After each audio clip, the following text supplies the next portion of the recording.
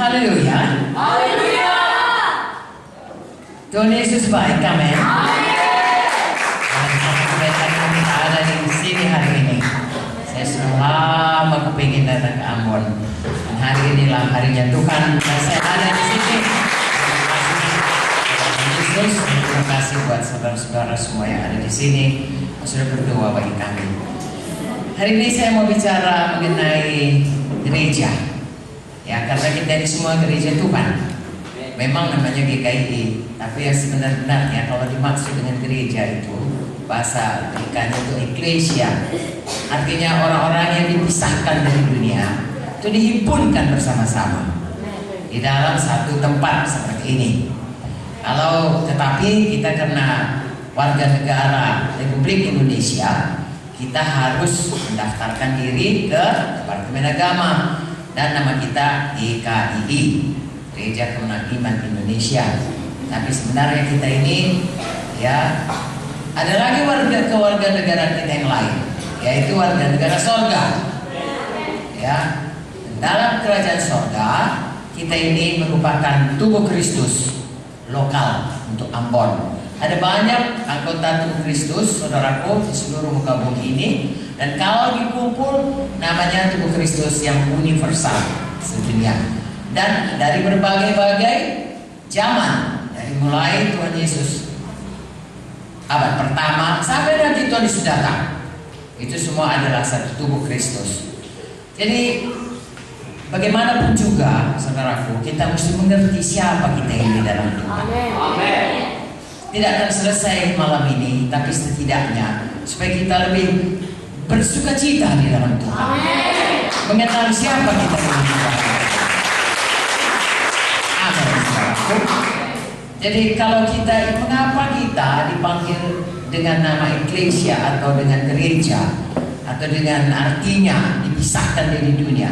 Karena memang kita sudah dipisahkan Tuhan dari hidup duniawi. Bukan berarti kita keluar dari dunia ini, tetapi dunia ini ada sistemnya yang sudah di bawah hukum dosa.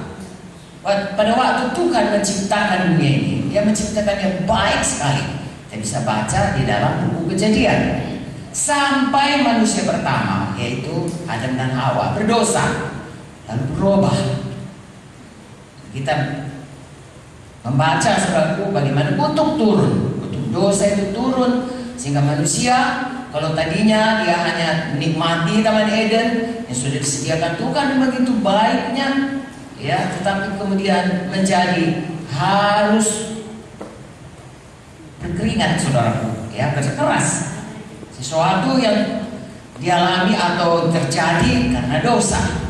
Dan seterusnya generasi demi generasi sampai kepada kita ini. Jadi dunia, orang-orang yang tidak mengenal Tuhan bertanya, kalau memang Tuhan itu baik, kenapa ada bencana, kenapa ada tsunami, kenapa ada orang bersih-bunuhan, kenapa ada mutilasi, kenapa ada orang memperkosa dan lain sebagainya, mencuri, korupsi. Nah, saudaraku, walaupun Tuhan baik dan Dia pada awalnya menciptakan manusia, tetapi kemudian manusia diberi kehendak bebas untuk patuh kepada Tuhan dengan kehendak bebas, karena manusia itu bukan robot. Tuhan tidak suka, saudaraku, kalau manusia itu patuh kepadanya seperti robot. Jadi Tuhan berikan kehendak bebas seperti Adam dan Hawa. Semua buah batang kayu boleh kau makan kecuali yang satu. Pilihlah untuk patuh kepada Tuhan. Amin. Tetapi ada yang tidak patuh, saudaraku. Makanya kita melihat dosa merajalela di mana-mana, dan ada akibat dosa dan ada kutuk dosa. Roma 3:3 berkata, semua manusia sudah berdosa. Mulai dari Adam, kodrat manusia, kesukaan manusia itu tidak usah diajar. Ya, saya selalu bercerita mengenai cucu saya. Saya punya 4 cucu, saudaraku. Ya, yang tua namanya Karissa, kemudian yang kedua laki-laki James, lalu Catherine, kemudian Marianne. Itu Karissa dan James itu pada waktu mereka masih umur 2 tahun, bedanya hanya setahun lebih, saudaraku, dan 1 tahun, ibunya, bapaknya, dan saya, omanya, gak pernah mengajar. Nanti kalau mainanmu Karissa diambil oleh James citak kepalanya. Nggak ada itu saudara udah jadi. Tapi kalau nanti James itu merebut atau mengambil tanpa permisi dari kakaknya, langsung itu dicubit lah, didorong lah, dicitak lah. Begitulah sudah dosa itu memperhamba manusia. Sehingga dari kecil pun saudaraku marah itu dosa. Anak-anak tahu marah saudaraku, lambat sedikit diganti pokoknya menjerit sekuat-kuatnya. Dia nggak peduli mamanya banyak kerjaan enggak. Memang dia belum bisa ngomong, tapi setidaknya dia bisa sabar ya, karena kasih itu sabar. Tapi dia tidak di situ. Ya mempunyai dorongan ya untuk itu. Itulah akibat dosa. Itu sebabnya ada sistem dunia ini yang sudah jatuh kepada dosa, menjadi hamba dosa. Karena kepada siapa kita patuh, kita menjadi hambanya. Adam Hawa patuh kepada suara setan. Tuhan bilang jangan makan, setan bilang makan, boleh. Dia turut setan, maka dia hamba dosa. Sampai sekarang kepada kita oleh satu orang, Roma 5 ayat 17 berkata demikian, karena satu orang kita pun semua sudah ikut-ikutan berdosa. Lalu kemudian saudaraku, upah dosa itu maut, Roma 6:23. Karena di surga itu gak ada dosa. Selama dosa itu belum diselesaikan, maka manusia dunia ini, semua manusia dunia ini ujungnya harus ke neraka. Upah dosa maut. Tapi pada ayat yang sama, Roma 6:23 berkata, tapi kasih karunia Tuhan adalah hidup yang kekal dalam Yesus Kristus. Sebab begitu besar kasih Allah kepada dunia ini, sehingga barang siapa yang disedia memberikan anaknya yang tunggal, siapa yang percaya kepadanya tidak binasa, tapi beroleh.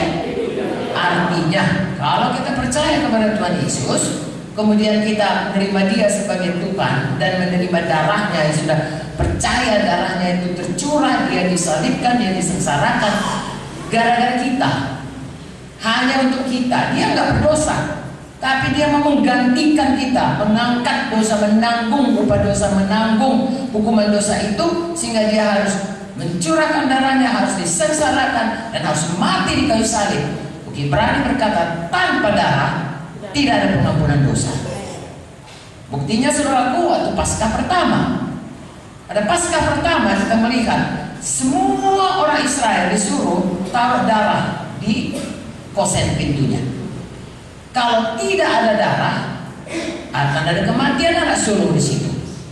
Bahasa Inggrisnya Paskah itu disebut Passover. Passover. If I see the blood, I will pass over you. Kalau lihat darah itu, aku akan lewati rumahmu. Itulah artinya. Jadi siapa saja yang punya darah orang Israel, entahkah dia masih mencuri, entahkah dia masih berbohong dan lain sebagainya, darah itu menyelamatkan dia. Amin. Tidak ada kematian anak sulung. Haleluya. Di rumah, tentunya ini rumah orang Mesir yang tidak percaya kepada Tuhan. Di rumah orang Mesir, mulai dari Firaun sampai kepada budak, sampai binatang, yang tidak ada darah di jenang pintunya, ada kematian anak sulung. Entahkah dia seorang yang baik, entahkah dia seorang pejabat, entahkah dia seorang cendekiawan, ya, atau ya orang-orang yang suka memberikan dermawan. Tetapi kalau tidak ada darah, maka dia akan mengalami kematian. Sekarang ini pun kita, siapa yang percaya darah Yesus menebus dia dan percaya dengan hatinya, dan Tuhan sudah membangkitkan dia pada hari ketiga untuk membenarkan kita, dan mengaku dengan mulut bahwa Yesus itu Tuhan, Roma 10:9-10, maka dia diselamatkan. Amen. Dia tidak lagi dihukum oleh karena dosanya, dia tidak menuju neraka, tetapi dia beroleh hidup yang kekal, dia beroleh rumah di sorga, warga negara, anak Bapa. Itulah dia. Manusia ini hanya dua. Satu, seperti tadi, percaya kepada Tuhan, atau satu, tetap tidak percaya kepada Tuhan Yesus karena nggak dengar atau karena nggak mau. Sudah dengar tapi nggak mau terima, tidak percaya. Namun sepanjang dia belum menerima Yesus sebagai Tuhan dan Juru Selamat, firman Tuhan berkata dia masih tetap dalam hukuman dosa. Tapi begitu dia terima Tuhan Yesus, maka dia dibenarkan oleh Allah karena Tuhan Yesus sudah menanggung semua dosanya. Dan bagi mereka inilah kemudian Tuhan berkata supaya dipisahkan. Mengapa? Saudara tahu Perintah Agung berkata, beritakanlah Injil, jadikanlah semua bangsa muridku. Itu Matius 28, ya. Kalau jadi murid itu harus diajari. Di mana diajari? Itulah di gereja. Makanya semua orang yang sudah terima Yesus, misalnya KKR di mana saja, besok kita KKR atau ada lagi KKR lain, atau di mana-mana seluruh muka bumi ini ada KKR, atau kita menginjil, lalu orang mau terima Yesus, dia udah selamat, betul. Tapi kalau dia hanya tinggal dalam keadaan itu seperti bayi baru lahir, tetap bayi, itu belum sampai masuk Tuhan. Tuhan mau kalau dia sudah selamat, sudah percaya Yesus, sudah diampuni dosanya, dia harus bertumbuh. Amin. Dia harus dipisahkan dari dunia ini supaya hidupnya berubah. Amin. Dari manusia lama yang hamba dosa menjadi manusia baru yang hamba kebenaran. Itu sebabnya hari ini dalam nama Yesus saya mohon kita semua setialah kita beribadah. Amin. Maksudnya bukan rutinitas datang hari Minggu, kemudian datang hadir di sini, lalu berikan korban, lalu menyanyi, mendengar firman, lalu bukan. Maksudnya kita itu dipisahkan dari dunia ini karena ada rencana Tuhan dalam hidup kita. Nanti saya akan terangkan sedikit demi sedikit, saudaraku. Seterusnya nanti diteruskan oleh Bapak Kepala Sidang dan Ibu di sini dan pemimpin-pemimpin. Tetapi yang jelas, begitu kita lahir baru, saya mau terangkan dulu. Di sini siapa yang sudah percaya Yesus itu Juru Selamatnya? Oke, bagus. Itu yang paling penting. Kenapa saya katakan demikian? Karena tidak semua orang anggota gereja sudah lahir baru. Kita harus memastikan tiap-tiap kita, ya, kita itu sudah betul-betul seperti tadi ada darah Yesus dalam hati kita. Kalau dulu di pintu rumahnya, sekarang di pintu hati kita. Adakah Yesus dalam hati kita? Adakah hati kita percaya darah Yesus sudah tercurah untuk kita? Nah, kalau dia sudah percaya, maka kita sudah lahir baru. Sudah jadi anak Tuhan. Sudah masuk bahagian daripada gereja Tuhan. Kalau kita ada di sini, kita betul-betul gereja Tuhan. Ya. Karena ada juga orang dia datang ke gereja, dia belum terima Yesus. Itu saudaraku harus betul-betul kita tolong. Ya, kalau itu saudara kita saksikan. Kalau ya Bapak Pendeta tentu harus memastikannya, pemimpin KKS harus memastikannya, supaya jangan hanya datang ke gereja, tapi harus sungguh-sungguh menjadi bagian dari eklesia. Orang yang dipisahkan. Haleluya. Jadi kita ini sesungguhnya dipisahkan Tuhan supaya kita berubah. Haleluya. Ya, saya bisa menerangkannya berubah ini, saudaraku. Kalau dalam buku Roma 6 berkata, dulu hamba dosa, sekarang hamba Yesus. Dulu hamba setan, ada ayatnya itu semua. Sekarang menjadi hamba kebenaran. Ya, hamba dosa jadi hamba kebenaran, hamba setan jadi hamba Yesus. Berubah hidup kita itu. Ya, sangat berubah. Ya, seorang hamba Tuhan mengumpamakannya seperti ini. Kalau dulu, kalau hamba dosa seperti kita itu ABK atau saudara ABK, anak buah kapal, ya, pegawai dalam kapal yang kaptennya, yang nakodanya itu perompak, perampok laut, kejam, kerjanya merampok saja. Karena setan kerjanya mencuri, membunuh, membinasakan. Jadi kalau kita masih dalam dosa, itulah pemimpin kita, itulah nakoda kita, itulah jenderal kita. Kejam, saudaraku. Dia kejam kepada kita. Ya, tidak ada satu setan yang sayang kepada manusia. Apapun dibilang, ujung-ujungnya rencananya mencuri, membunuh, membinasakan. Mencuri damai kita, mencuri harta kita dengan membuat kita rugi atau ditipu orang, ya, mencuri kesehatan kita yang membuat kita sakit, bahkan membunuh jiwa kita, membunuh tubuh kita. Itulah pekerjaannya. Jadi kejam sekali. Kalau kita masih menjadi hamba kepada ini pemimpin perompak ini. Tetapi satu hari ada satu kapal perang, ya, nakodanya, panglimanya Tuhan Yesus. Lalu kemudian diselamatkannya kita dari kapal perompak ini. Berganti majikanlah kita. Tadinya kita hamba daripada perompak ini, hamba dosa, hamba setan. Sekarang hamba Tuhan Yesus. Tetapi saudara bisa membayangkannya, kita sudah sangat terbiasa hidup sebagai hamba kepada perompak ini. Kalau dia panggil nama kita, ya, kalau di Medan itu ada marganya, ya. Di sini saya tidak tahu apakah punya marga juga. Oke, saya sendiri, ya. Suami saya Pak Munti. Jadi kalau misalnya Pak Munti lah ini, lalu kalau dia katakan Munti, oh, kita sudah gemetaran saudaraku. Takutan kita menghadapinya, ya, karena dia kejam. Lalu sesudah kita diselamatkan oleh panglima perang yang sebenarnya sangat baik, Tuhan Yesus sangat baik, bahkan mau mati bagi kita. Sudah mati pun bagi kita supaya kita ditebusnya. Waktu dia panggil nama kita, walaupun dia panggil dengan lembut, misalnya Munti, kita sudah gemetaran. Itu yang harus berubah. Haleluya. Hidup yang tadinya ketakutan menjadi hidup yang sukacita. Hidup yang tertindas menjadi hidup yang bersorak-sorak. Kira-kira itulah yang harus jadi dalam hidup kita. Ya, semua kutuk dosa, semua tindasan setan, semua ikatan-ikatannya itu harus bebas sungguh-sungguh dari kita, dan kita hidup baru di mana kita hidup bersorak-sorai, bersukacita, bersyukur, berkemenangan. Tentunya tidak jadi satu hari.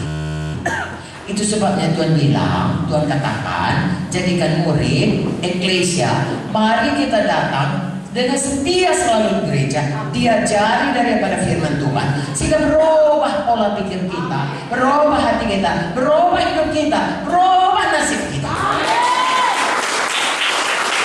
Haleluya. Kalau dipandang dari situ, saya ini dokter anak, saudaraku, sebelum saya jadi ibu gembala, saya dokter anak, salah seorang staf daripada kedokteran, Fakultas Kedokteran di USU. Jadi saya sudah lama praktek sebagai dokter anak. Saudaraku, dokter anak itu dia menerima pasiennya, tugasnya mulai dari begitu anak lahir. Kalau masih dalam kandungan itu urusan bagian kebidanan. Tapi begitu anak lahir itu bagian kami.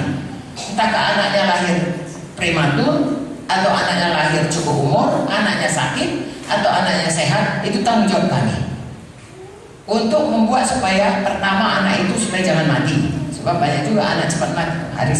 Hari pertama pun banyak yang mati, saudaraku. Kalau dia lahir nggak nangis, itu biasanya terancam mati, ya. Kalau dia sudah tidak mati, saudaraku, kami usahakan jangan cacat. Sebab kalau misalnya dia sakit, nanti kalau sudah besar, karena saudara lihat anak-anak yang gitu, ya. Kami berusaha supaya anak itu sehat, ya. Dan kalaupun dia sudah sehat, kami berusaha. Ada namanya batita bawah 5 tahun, ya. Ada namanya balita bawah 3 tahun, bawah 5 tahun. Dan ada namanya kematian hari pertama, kematian minggu pertama, kematian bulan pertama, kematian tahun pertama, dan seterusnya. Jadi kami berusaha keras supaya bayi-bayi ini, terutama bayi-bayi Indonesia, supaya sehat dan juga cerdas dan juga kelak jadi orang yang berhasil untuk membina negara ini. Itu dari segi kedokterannya. Tetapi hidup di dunia ini sejajar. Kita juga dikatakan kalau kita lahir baru itu bayi-bayi rohani. Tidak boleh terus bayi. Harus bertumbuh sehat. Saudara bisa bayangkan kalau misalnya anak kita atau ponakan kita, bagi kita yang belum menikah, dia lahir semua sukacita. Ya, si Butet, si Ucok, kalau di Medan saudaraku, ya di sini apa namanya? Nyong, non, sama, oke. Lalu kemudian sesudah umurnya setahun, dia masih juga seperti bayi baru lahir. Ya dia pepes, padahal dia bisa jalan. Tentu kita kan merasa sedih. Ada apa dengan anakku ini, ponakanku? Kita kan sangat tidak bahagia. Atau udah 3 tahun saudaraku yang sudah bisa makan sendiri, tetap nggak bisa makan. Secara badani kita tahu, tetapi secara rohani sering kita tidak begitu mengerti. Begitupun kita sudah lahir baru, kita bisa tidak bertumbuh. Bahkan kadang-kadang kita tidak setia. Hari ini saya mau ajak saudara, kalau kita begitu tidak sukanya, tidak bahagianya, anak-anak itu tidak bertumbuh, begitulah Tuhan kepada kita. Tuhan tidak suka kita tidak bertumbuh. Saudara baca buku Ibrani, kalau dilihat dari umurmu, kata Tuhan, seharusnya kau udah jadi guru pun, bisa ngajar orang. Tapi ini masih susu lagi mau kasih kepadamu. Kenapa? Kerjamu masih bertengkar saja. Kerjamu pikiranmu duniawi saja. Sayang, mulai hari ini mari kita bertumbuh semua. Haleluya. Kalau kita bayi, saudaraku, semua kita tahu makanannya susu. Sudah nanti besar sedikit, makanannya mulai bubur. Besar lagi, makanannya makanan padat. Makanan anak Tuhan adalah firman. Amin.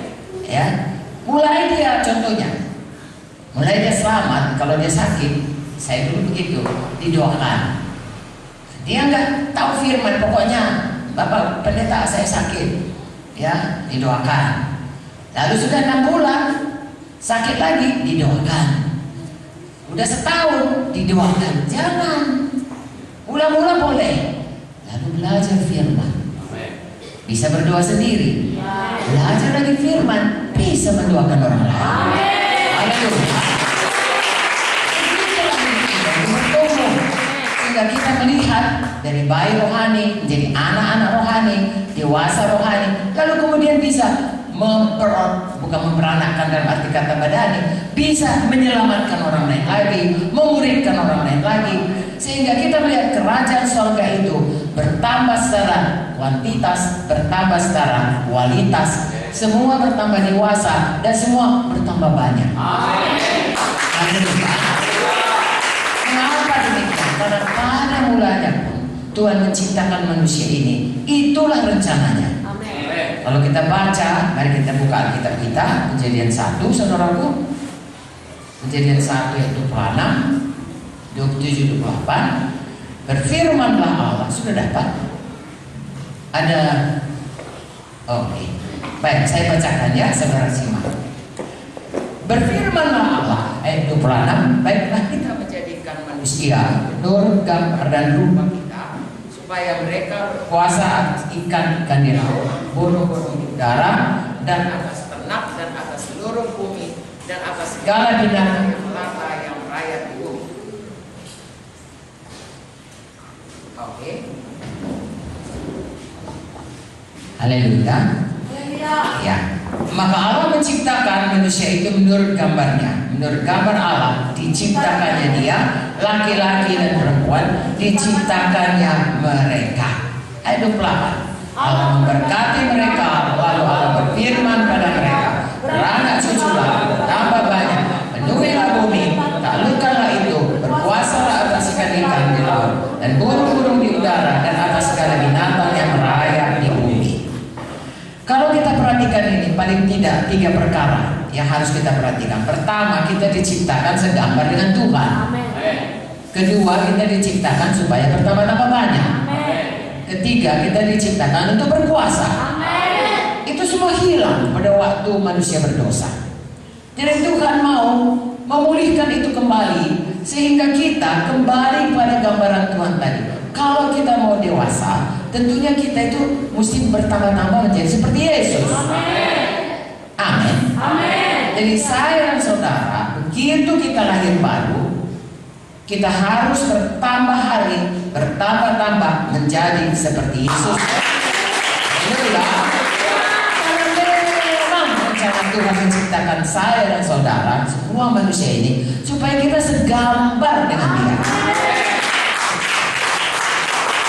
Kalau kita masih tetap seperti dulu, kalau dulu misalnya kita bohong, sekarang juga bohong. Kalau dulu kita ini suka khawatir, sekarang pun tetap khawatir. Kita tidak berubah. tidak menjadi seperti Yesus, dan orang tidak melihat kemuliaan Tuhan itu dikembalikan dalam hidup kita.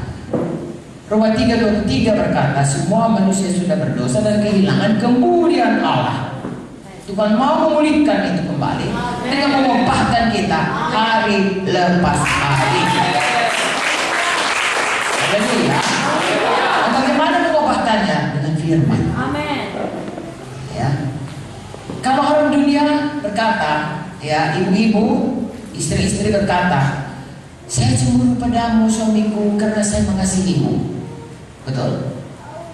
Biasa ya, kalau kita dengar orang-orang, ya, kata-kata isinya, ya, kamu cemburu kali pun pada suamimu itu. Iya, karena aku sayang pada dia. Tapi kalau kita sudah dibaharui pikiran kita dengan firman Tuhan, maka kita akan membaca kebenaran firman Tuhan ini, ialah kasih itu tidak cemburu. Amin. Amin. Amin. Kalau kita disakiti orang, kita berkata, terlalu dia tahu rasa dulu. Kita pikir itu keadilan.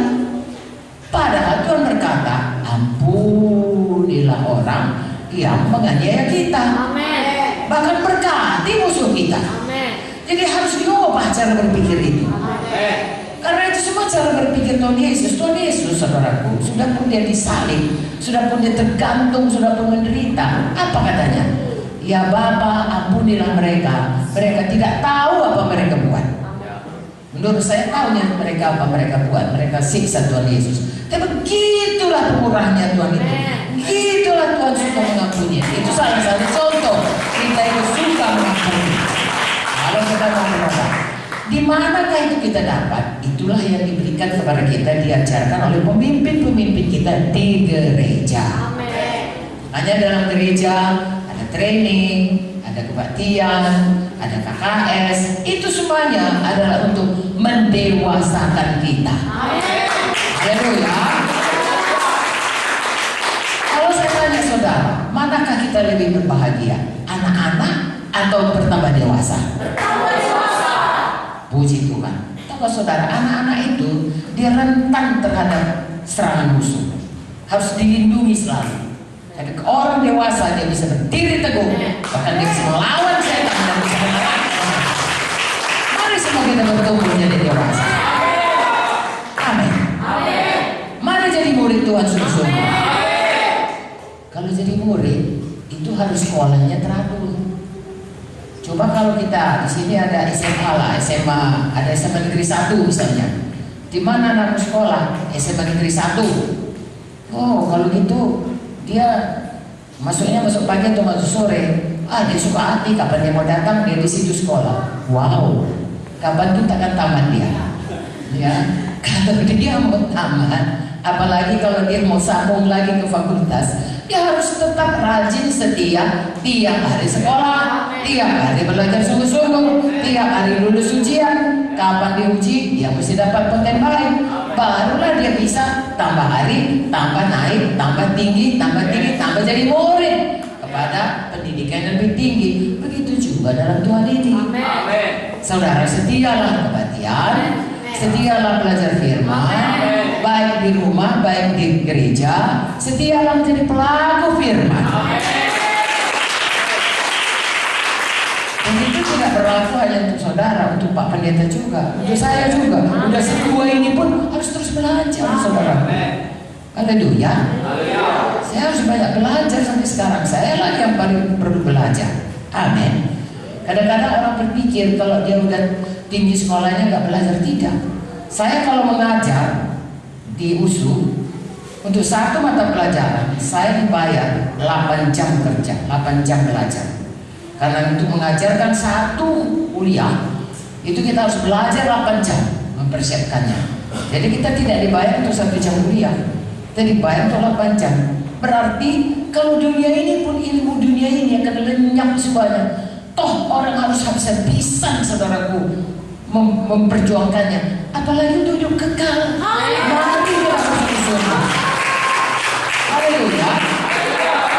Supaya nanti kalau kita pulang ke surga, Tuhan senang kepada kita. Ada mahkota tersedia, mahkota yang kekal, jadi milik kita semuanya.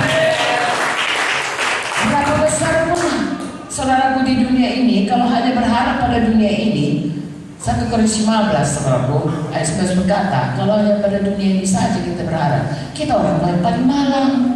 Artinya aku mengikuti Yesus, pokoknya kalau aku sakit aku sembuh, didoakan pendeta, pendeta kan langsung mendoakan aku. Ya tidak bisa lah kalau dia namanya pendeta. Oke lah, didoakanlah terus. Aku mesti berkati, firman Tuhan berkata, nah Tuhan harus berkati.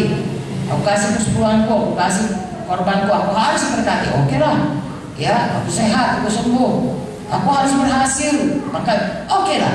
Tapi itu semua tahu saudara, semua manusia mesti mati. Dan kalau kita mati itu tinggal semua. Apakah yang ada sesudah mati? Ada pengadilan Tuhan menentukan apa yang kita lakukan selama di dunia ini. Kalau kita melakukan apa yang disebut Tuhan, apa yang dikatakan Tuhan akan menjadikan harta yang kekal di sorga, simpanlah hartamu di sorga, jangan di bumi, di mana apa namanya, ngena dan karat akan menghabiskannya. Saudaraku, itu Tuhan itu tidak main-main mengatakan, simpanlah harta di sorga, ya kerjakanlah pekerjaan Tuhan, sedialah kepada Tuhan. Kalau 2 talenta saudara, kerjakan dua-duanya. 5 talenta, kerjakan 5-limanya. 1 perkara yang kerjakan, itu adalah apa yang kekal di sorga. Haleluya.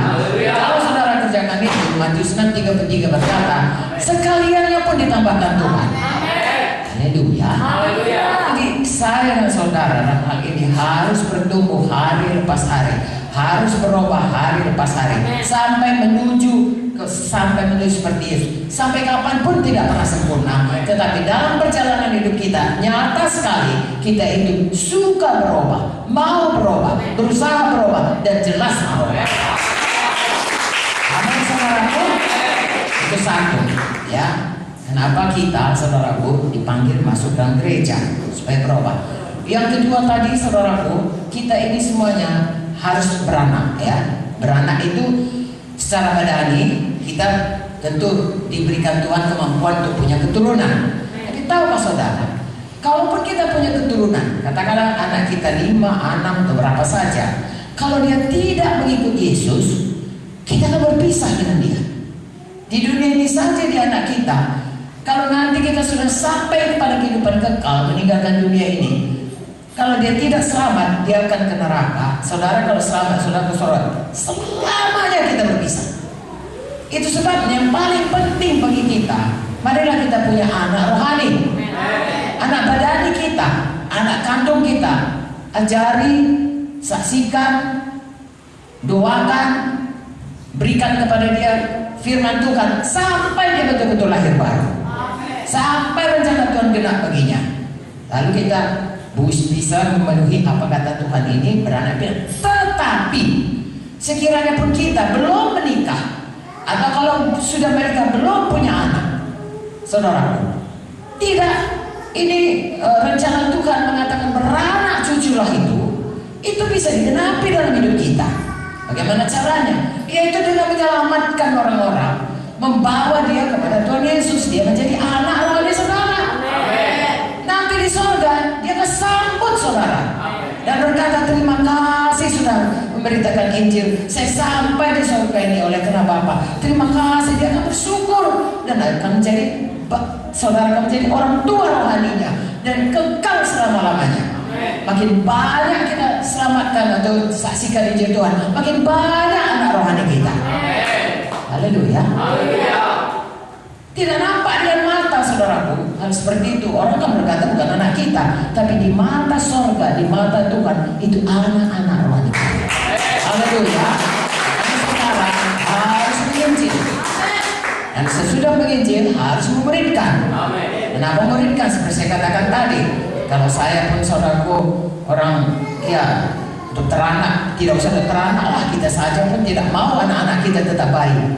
Bisa bayangkan anak saudara 10 semua bayi, sebentar ini minta ini ya ganti popok, sebentar lagi minta minum, sebentar lagi dia saudara jatuh. Itu saja kerja kita. Coba bayangkan. Tetapi kalau kita muridkan dia, kita ajari dia bertumbuh dewasa. 10 anak kita. Susana Wesley, ibunya John Wesley, pendiri Metodis, anaknya 16. Tapi bisa diajarinya semua. Yang tua mengajar adiknya, adiknya mengajar adiknya lagi, adik. Demikian dibuatnya semua. Jika anaknya 2 jadi penginjil dunia, yang lainnya pun semua bisa jadi orang berhasil. Mengapa? Karena diajarinya memuridkan. Satu demi satu anak-anaknya itu.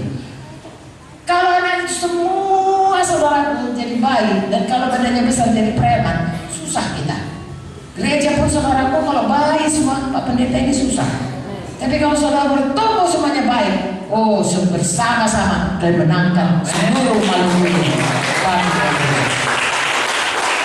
Ya, kalau anak kita rajin, kalau ada toko kita, dia bantu kita di toko. Dibantunya mamanya di dapur atau di mana saja.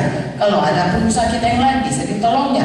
Tetapi kalau tidak, dia tetap menjadi beban. Bukan saja menjadi beban, lama-lama jadi preman, bahkan mengganggu, bahkan tidak memberi kemuliaan. Hari ini, mari kita semua sungguh-sungguh bertumbuh dan sungguh-sungguh menjadi orang-orang dewasa kami dan bisa bertumbuh. Karena semua kita yang sebenarnya ada panggilan Tuhan, ya, ada rencana Tuhan dalam hidup kita. Tadi saya katakan bahwasanya gereja itu iglesia dipisahkan, tetapi banyak perumpamaan mengenai gereja. Ada rumah Tuhan, ada namanya tubuh Kristus, ya. Kalau tubuh Kristus ini semua ada fungsinya. Jadi saudara ini semua yang ada di sini sebenarnya ada panggilan Tuhan kepada saudara. Amin. Kalau saudara belajar ilmu kesehatan, saudara akan tahu, ya. Misalnya otot muka beda dengan otot tangan. Sama-sama otot tapi beda. Ya, kaki beda dengan perut dan lain, semua beda. Tapi semua perlu. Tidak ada yang tidak perlu. Nanti saudara berkata, apalah perlunya? Katakan saya teh kuping, ada perlunya saudaraku. Ya, teh kuping itu pahit sekali. Kalau masuk binatang kecil dia pahit, dia keluar. Tidak jadi kuping kita dikoreknya. Kalau nggak percaya besok korek coba. Maksud saya, begitulah pentingnya semua kita kepada Tuhan. Jadi jangan katakan saya nggak ada pendidikan, saya nggak sekolah teologi, oh saya ini bukan orang yang pintar. Tidak ada. Semua Tuhan perlu kita. Sekarang kerjakan apa yang dulu. Semua punya talenta. Haleluya. Talenta yang paling mudah senyum manis. Saudara kalau punya senyum manis, saudara senyum, separuh persoalan orang sudah hilang. Pada hari Minggu, saudara kata, haleluya saudaraku, apa kabar, Tuhan memberkatimu. Hilang separuh, aku Minggu gak datang lagi. Asal datang ke gereja disambut oleh anak-anak Tuhan. Apapun persoalanku, sudah merasa seperti sudah hilang semuanya. Nah itulah talenta saudara. Ya, buka mulut kita untuk memberkati. Selain itu Tuhan memberikan karunia-karunia kepada kita. Ada yang suaranya baik, ya, jangan pakai di karaoke saja saudaraku. Pakai dalam puji Tuhan, pakailah untuk melayani Tuhan, ya. Kalau di dalam buku Efesus mengenai tubuh Kristus, sebenarnya pelayanan itu di gereja bukan pekerjaan mocok-mocok. Jadi misalnya kalau saya dokter, saya mocok-mocok kerja di gereja, no. Kalau saya dokter dan kerjanya keras, paling kerja keras di dunia ini saya rasa satu dokter, satu pendeta. Kenapa? Kalau dokter saya rasakan, kita mau libur, tapi kalau orang yang udah mau mati, nggak bisa jangan mati dulu ya. Aku mau libur nggak bisa saudara. So, harus jaga dia sampai dia jangan mati kalau bisa. Ya, saya bilang, Pak, maaf ya, saya mau libur ya, mau mati ada apa-apa, tolong jaga ya. Tunggulah saya pun nggak ada itu saudaraku. Pendeta pun begitu, ya, nggak bisa libur kalau misalnya ada orang menikah, saudaraku jangan kok, nggak bisa saudara. Kalau dia mau menikah atau kami anak mau lahir, jangan lahir dulu ya. Kami ada acara ulang tahun di rumah, nggak bisa saudaraku. Batal semuanya. Apa yang harus kita kerjakan untuk menolong orang, begitulah saudara. Ya. Tetapi walaupun begitu, kita punya panggilan, punya karunia, punya talenta, punya tempat dalam tubuh Kristus yang harus kita kerjakan dengan sungguh-sungguh.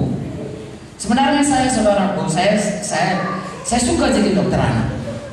Ya sangat suka. Dari SD saya udah kepingin jadi dokter saudaraku, dokter anak. Saya pikir dulu dokter anak itu SMA, dokter 3 tahun, dokter anak 3 tahun, tapi itu rupanya tidak, ya. Sampai lama, kemudian sambung lagi saya saudaraku spesialis lagi, lama sekolahnya, saya suka itu. Dan begitu saya selamat, lalu saya melayani Tuhan, sampai pada satu titik saya harus memilih. Kalau saya meneruskan jadi dokter anak, maka saya melantarkan panggilan saya. Kalau saya masuk kepada panggilan saya penuh, saya harus meninggalkan kerja saya di fakultas. Sebab berarti nanti saya korupsi di sini. Saya kerja tidak. Saya disuruh Tuhan mencari orang yang selalu bersungguh-sungguh hati. Amin. Lalu saya merasakan Tuhan memanggil saudaraku. Kalau dokter anak itu banyak bisa menggantikannya. Saya tawarkan siapa yang mau, saya didik seberapa ilmu saya ini. Tapi untuk menjadi hamba Tuhan, saudaraku, tidak banyak orang mau. Ya, dan itu panggilan yang tidak bisa digantikan orang lain lagi. Lalu kemudian saudaraku, saya mau pensiun beberapa tahun lagi. Saya bilang sama Pak Munti, ya Pak, saya kan tinggal beberapa tahun lagi pensiun, saya siapkan. Lalu Pak Munti berkata, pensiun dari kerajaan sorga jauh lebih baik daripada pensiun negara Republik Indonesia.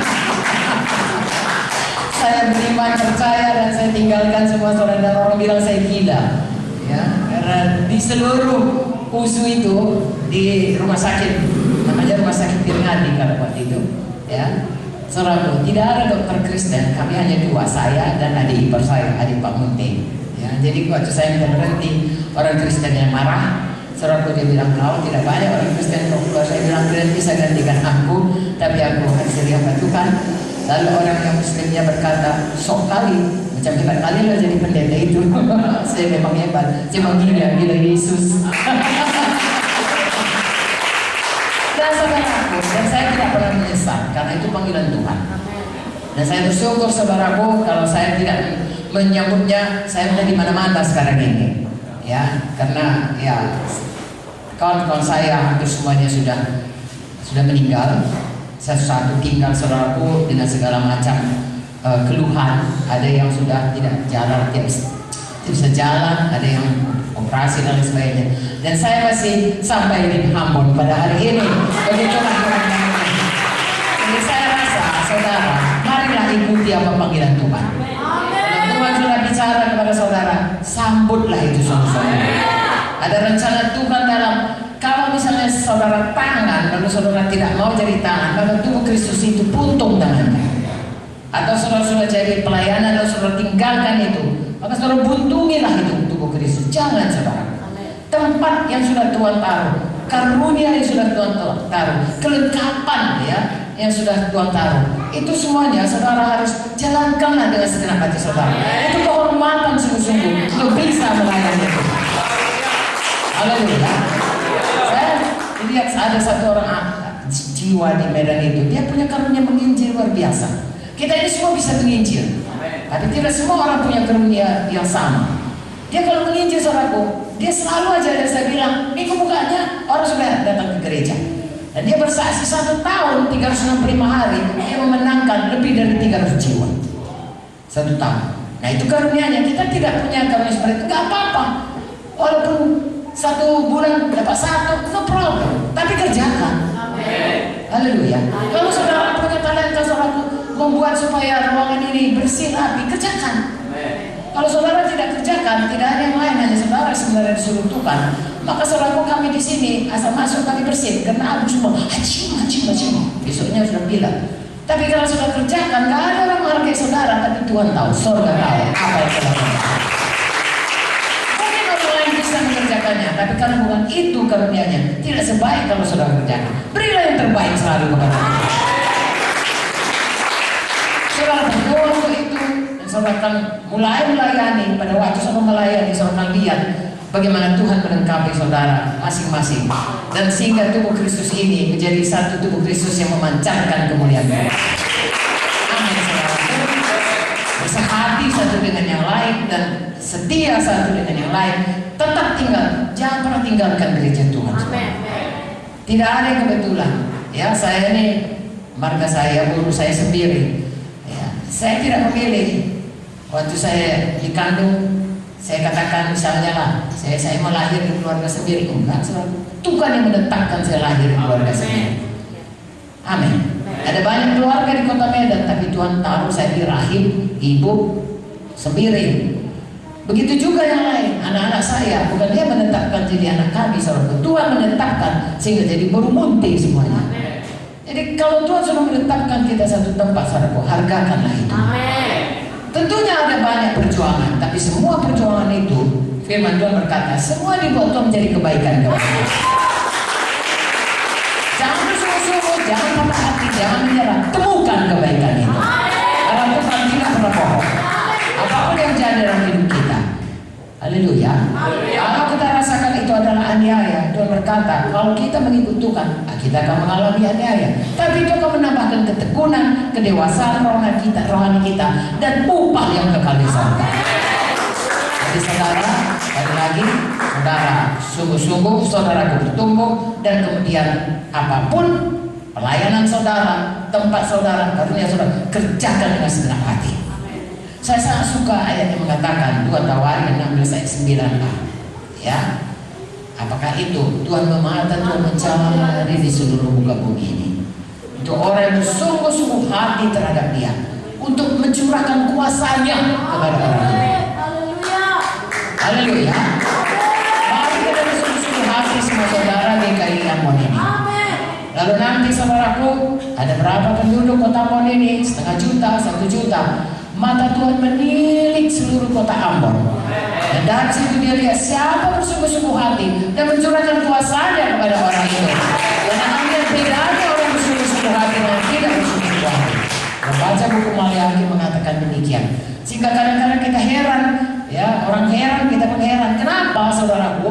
Ya, tempat itu yang seharusnya bukan bagi saudara, Tuhan buka bagi saudara.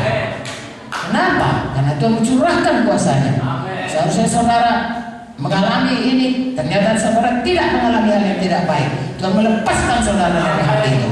Seharusnya untuk saudara tidak begitu besar, tapi Tuhan berikan saudara sangat berlimpah. Karena Tuhan suka mencurahkan kuasanya. Temukanlah saudaraku, kasih karunia Tuhan melimpah-limpah dalam hidup saudara, karena saudara bersungguh-sungguh hati kepada Tuhan. Haleluya.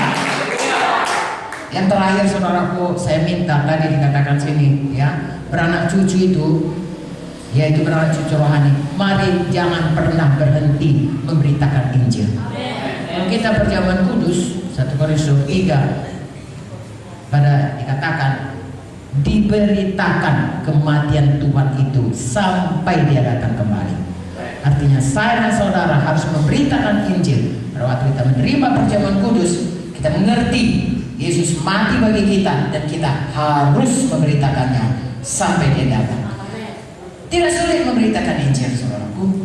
Mengapa? Dimulai dari hati yang mengasihi. Mengasihi Tuhan, percaya betapa besar kasih-Nya, dan kita rasakan itu.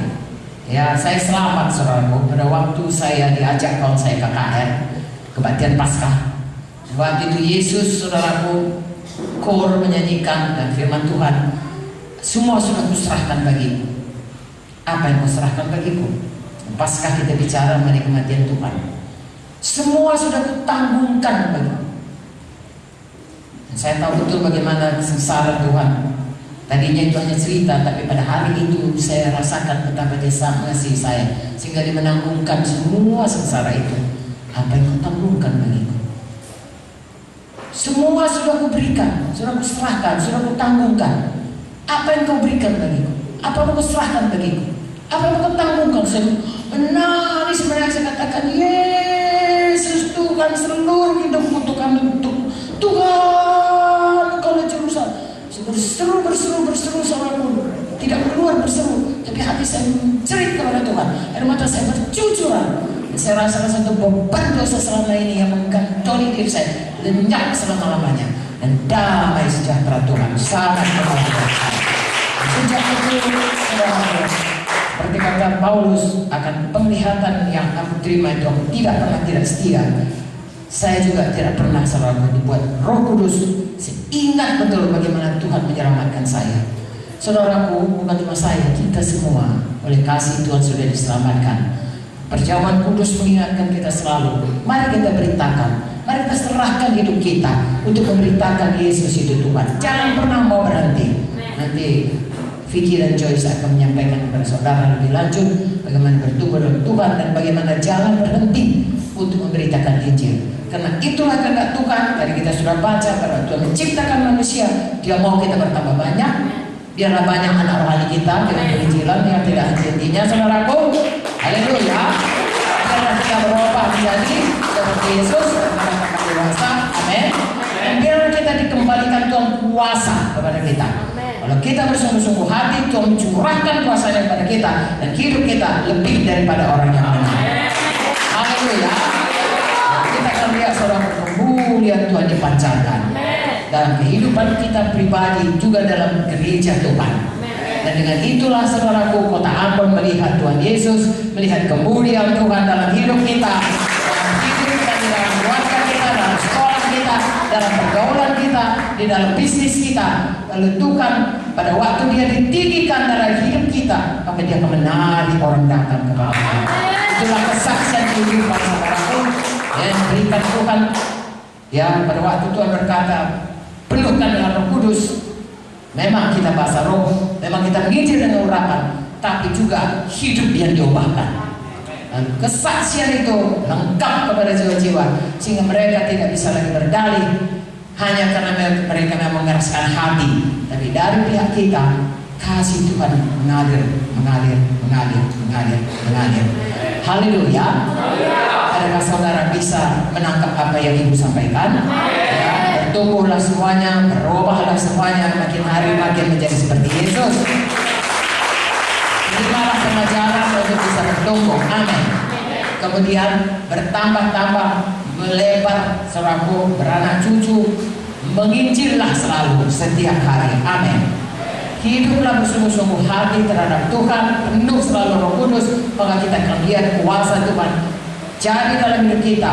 Bukannya lagi kita ditindas setan, tetapi kita sudah menjadi hamba Yesus. Dan hamba Yesus, saudaraku, adalah orang-orang yang lebih daripada orang-orang lain. Haleluya. Tahukah saudara, itu semuanya kita lakukan karena kita mengasihi Tuhan dan kita mengasihi sesama kita. Dan itu tidak kita lakukan dengan kekuatan kita, tetapi dengan Roh Kudus yang tinggal dan memenuhkan hati kita. Saya percaya hari ini Tuhan sudah berahmat kepada kita semuanya, saudaraku. Apa yang saya katakan tadi adalah pedang bermata dua, adalah saya juga harus melakukannya sepanjang hidup saya.